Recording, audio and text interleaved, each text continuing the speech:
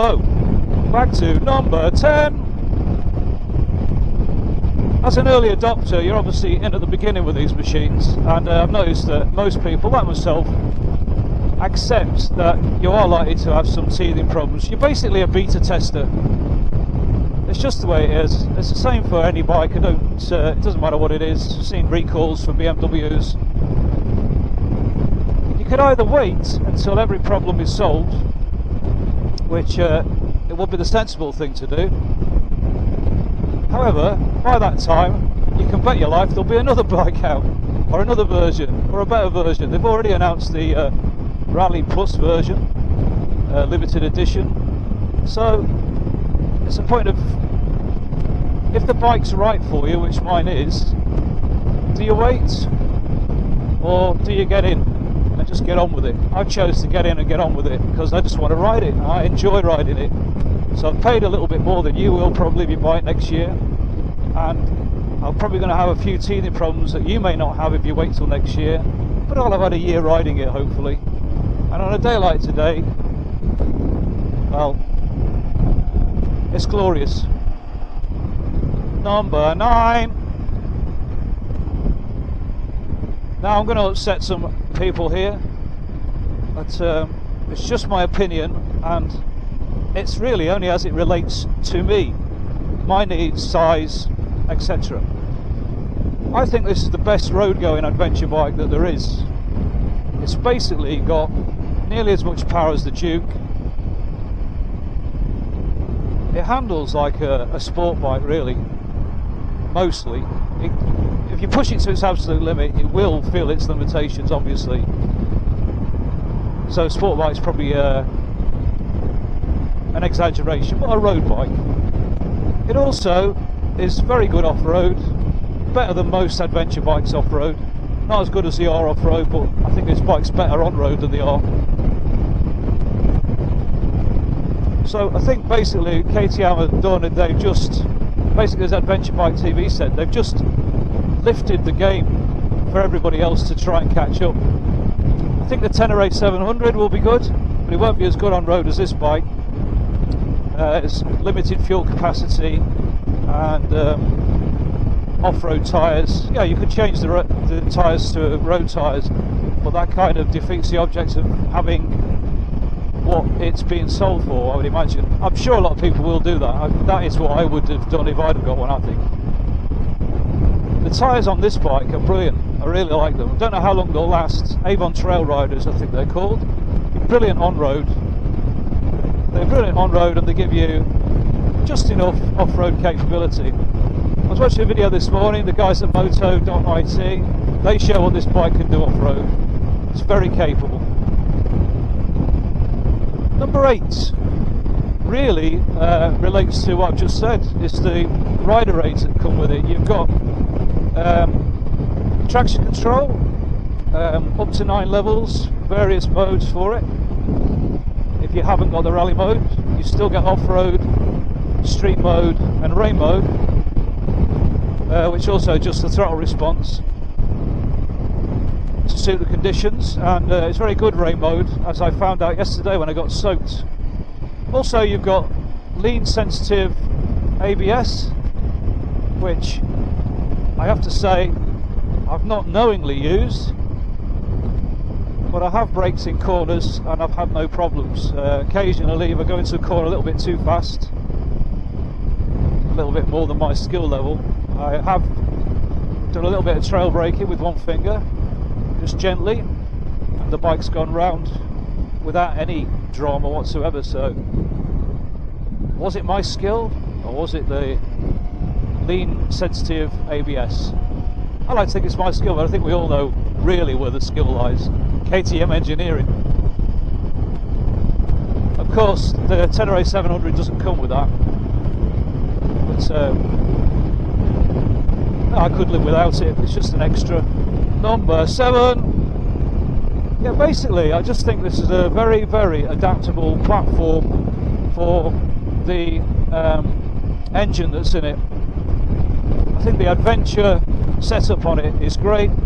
You've got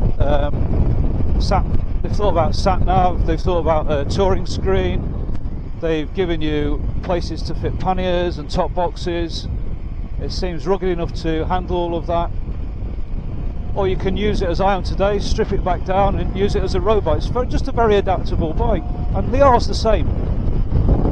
You could argue the R's more adaptable with its variable suspension. I just think they've actually put a lot of thought into it and come up with something that's just truly excellent, really.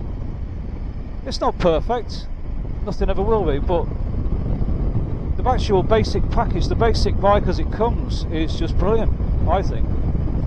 You can tailor it to your requirements quite easily, notwithstanding having to wait for accessories, of course, but I've already been over that.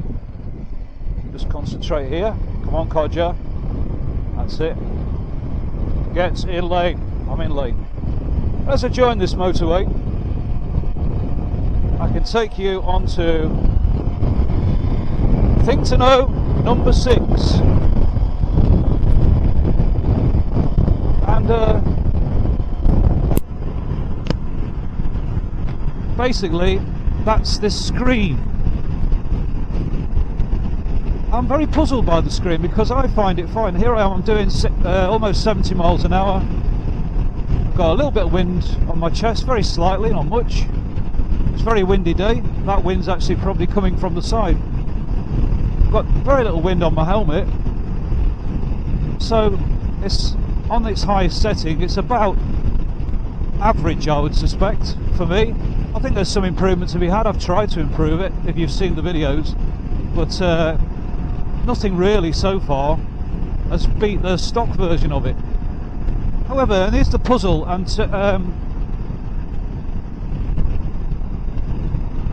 just to be completely open about it, I've spoken to some people who've just come off a test ride on this version of the bike, and the first thing they've said is they couldn't take the buffeting from the screen, which I was puzzled by, because I don't think it's that bad.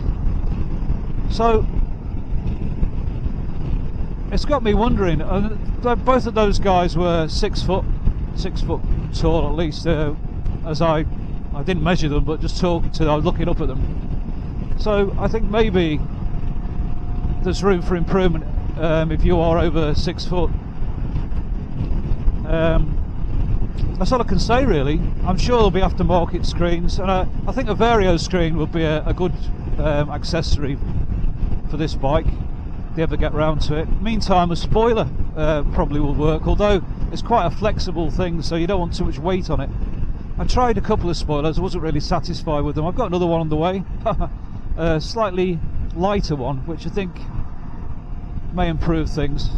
We'll see. I think it's coming from China, very cheap one. So basically, yeah, the screen's just a bit of a puzzle to me. Seems to be different reactions to it. So, you know, it's just something to be aware of if you do go on a test ride. Can you live with it? For me, it's fine. I mean, I'm just about to do 65 miles when I'm halfway through a trip, 65-mile trip, mainly motorway, and blustery day with some rain earlier, and I'm dry and sane. Well, number 5. Yeah, we're getting to the nitty-gritty now. Absolutely brilliant thing about this bike, the R version and the Tenere 700, is that at last people have started to think about the weight of these road-going adventure bikes.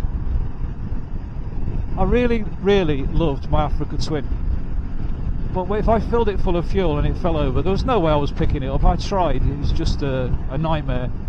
So constantly worrying about it falling over and getting stranded somewhere. Whereas this bike, I'm pretty confident I could easily pick it up. It's 50 kilograms lighter. It's just a hell of a lot. It's like, well, a pillion passenger on the back of it. So the weight of it is just brilliant. And I'm not talking about the distribution of the weight, I'm just talking about the actual physical weight of the bike itself. The geometry of it, the size of the engine, the chassis, the way it's put together. Obviously there have to be some compromises to achieve that, given the materials we've got available in the world at the moment. And it will remain to be seen whether 10 years from now these bikes are still going around. I like to think they will be. Obviously they're going to be ridden hard, a lot of them. See some of the footage, I wince when I see what people are doing on them. But, you know, you'd like to think your average bike that's just having some light off-road, some green laning, some motorways, some B-roads, would still be working 10 years from now. I have faith that it will be. Who knows, I might still be making Codger videos on this same bike. What do you think, Ludwig? You better bloody had me. It's a rather strange accent there, Ludwig, for an Austrian. Number 4. Yeah, the engine. The LC8C engine, the compact 798cc, 100 horsepower on the Duke engine. It's an amazing thing. I had it on the Duke, and the thing used to constantly egg me on to go faster. It seemed to have lots of power. Put it into track mode and sport mode, the thing just flew.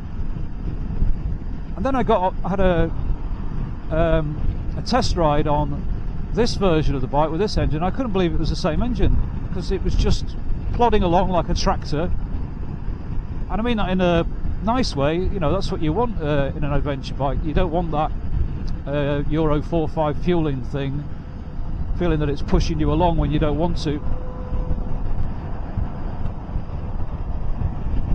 But this engine will go. I mean, it's still got most of the power, even though it's tuned down a little bit. I think it's 95 brake roughly, and you know you've got it due to the weight as well, with the 200 kilograms or less and the 95 brake horsepower. It's a good power to weight ratio. Yeah, the engine is just a work of art, really. What they've got out of it for its weight and size. The same as the Tenere engine. I mean, that again, the T700, that's a brilliant engine. There's some amazing engines around at the moment. You consider the horsepower of, say, a 1960s V8. Well, it staggers me. I'm staggered. I'd like to be able to demonstrate it a bit more, but look at the traffic this morning. This is England. This is England. Yep, I've got my motorcycle jacket and I'm riding all the time. Number 3, the tanks. I've gone on about these tanks many times. Tanks for the tanks, KTM. I have to say, for me, they're genius, absolute genius. Yes, there are some compromises with them, which will go over in a second. But first of all, low centre of gravity. That's worth, well, it's priceless, really. Having the weight down there balances the bike tremendously. But it's not just about the fact the weight's low down. It's the fact they hold 20 litres. The Tenere 700 is, I believe, 16 litres, which is okay. And of course, you've got the BMWs with bigger tanks up on top, which means if you fill them up, you're going to have a very top-heavy bike. You don't care what they do. It's just physics. But the physics of these tanks is that the more you fill them up, the weight's lower down. So it has no effect whatsoever on manhandling the bike around or moving at low speeds. I haven't noticed any effect going into corners or anything like that, which some people thought might be an issue. They're absolutely brilliant. So I would give it as the second most important reason for getting this bike. It's the low centre of gravity. The seat height would be probably number 1, except it isn't. Number 2. Now there's a problem, and wherever you are in the world, it's unfortunate, but it's a true, and I'm only going to tell the truth on the Codger channel, and it's KTM Dealerships. And I'm not having a go at KTM Dealerships. My experience has been very good. Colwyn Bay Motorcycles, I mention them quite often. I've done everything I've asked, so I can't really complain about my dealership. What the problem would be is if you buy a KTM, or this bike anyway, and you live 1,000 miles from a KTM dealership, or 500 miles or 300 miles, it could be a bit of a problem, because unlike the Tenere, the T700, there's a lot of sophisticated computery stuff on this bike that you really can't do yourself, or as far as I know, you can't do it yourself. I've done quite a lot of computer work in my life, including flashing firmware on software-defined radio and various other things. I don't know if the equipment for re-flashing the firmware on these bikes is available, and even if it was, I doubt that KTM would supply you with new firmware.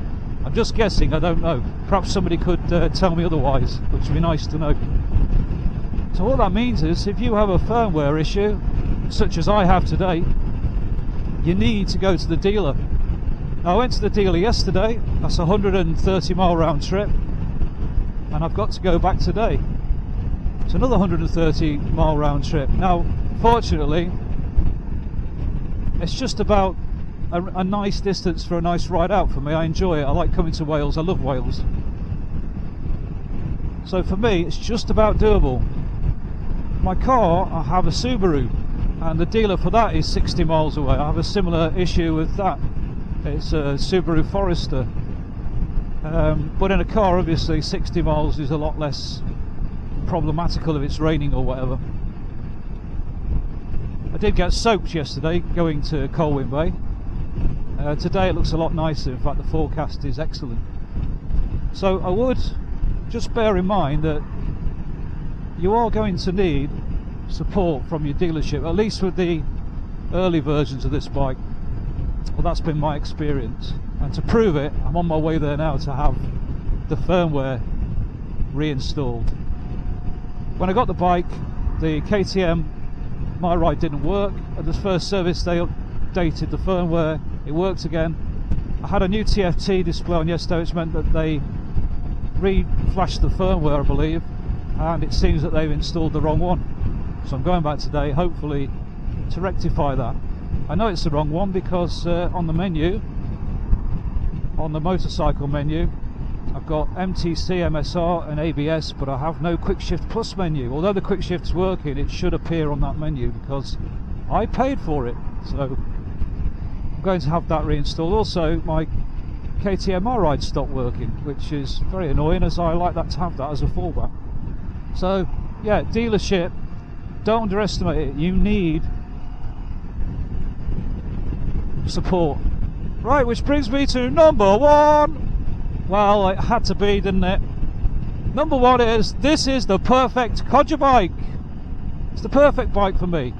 May not be the perfect bike for you. I thank KTM for coming up with a bike that is better than what I would have designed myself. 830 seat height, 200 kilograms weight or less, dry. Plenty of power, 95 horsepower, adventure capability, 200 millimeters of suspension travel front and back, great road manners, great off-road. Basically, it's just the complete package. It's the bike for me. I don't want the R, I don't want the Tenere. Well, I do actually. I'd like both of those as second and third bikes, but I can't afford to have 3 bikes or 2 bikes. I can only afford one. And so this has proven to be the best bike for me. Even going to get the firmware side, look at that scenery. It's taking me to Wales, beautiful. So unsurprisingly, number one is Codger's perfect bike, Ludwig von. And I accept it may not be the perfect bike for you. If you're into sport bikes, I'd probably go for the BMW S1000 RR or a Fireblade. I'd love a Fireblade. But for my requirements, and my age, my height, my weight, my strength, as you get older, your strength diminishes a little bit. Not much, I'm still pretty tough, you know. I wouldn't take me on in a bar fight. I go to pieces so fast, people get hit by the shrapnel. Hitchhiker's Guide. So thank you KTM for coming up with a perfect Codger biker bike.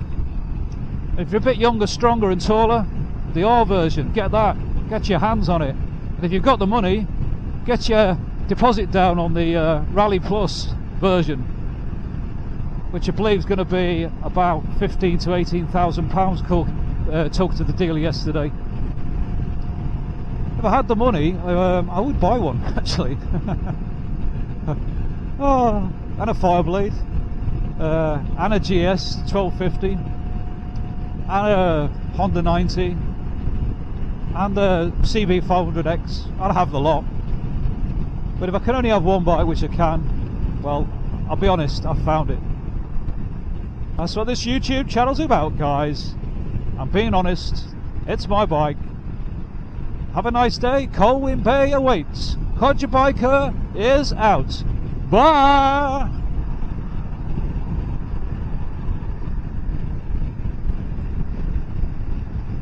Oh, one thing I did forget.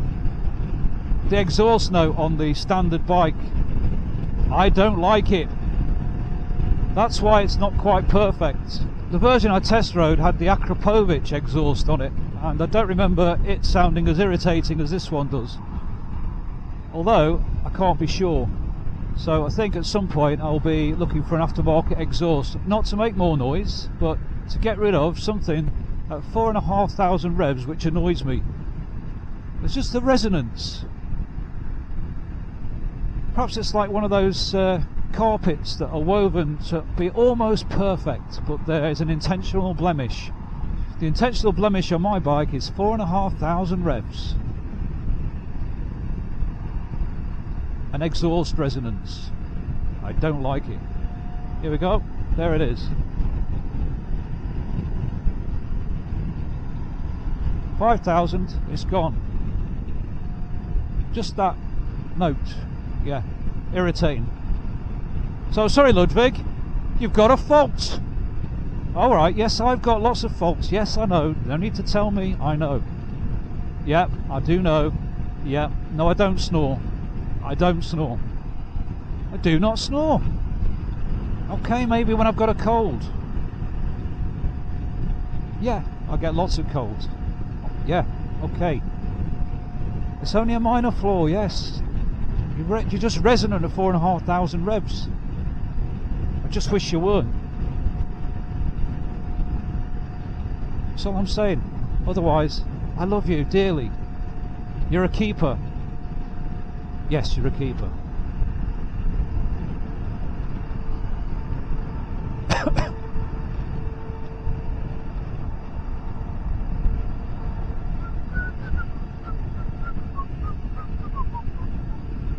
Oh look, that's Colwyn Bay.